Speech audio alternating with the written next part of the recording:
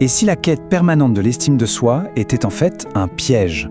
Dans cette analyse, on va explorer une autre voie, bien moins parcourue, mais tellement plus libératrice, celle de l'acceptation.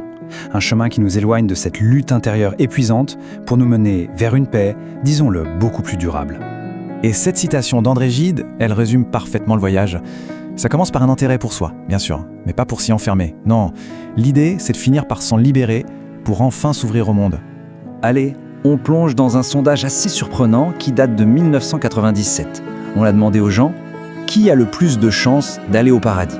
Alors Mère Teresa s'en sort bien avec 79%, pas mal, mais regardez bien, quand on a posé la question aux gens sur leurs propres chances, là le chiffre grimpe à 87%. C'est fou, non?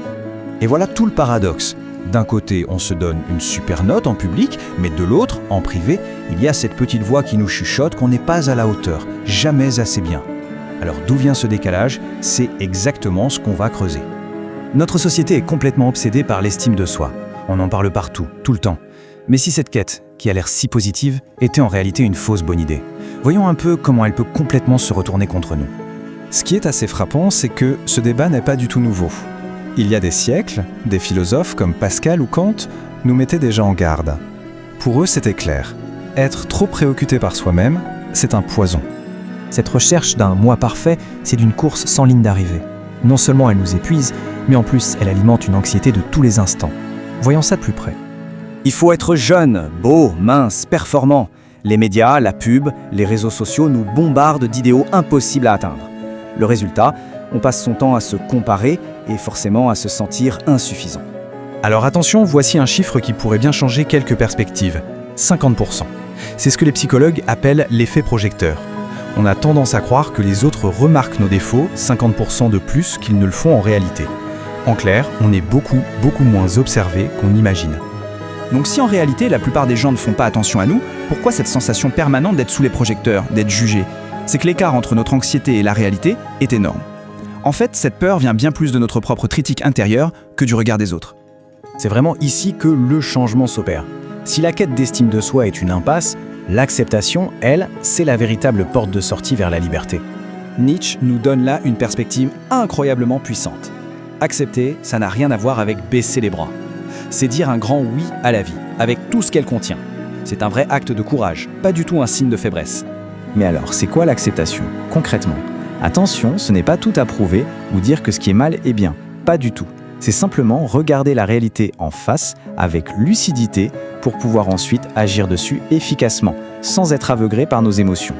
C'est le point de départ de toute action juste.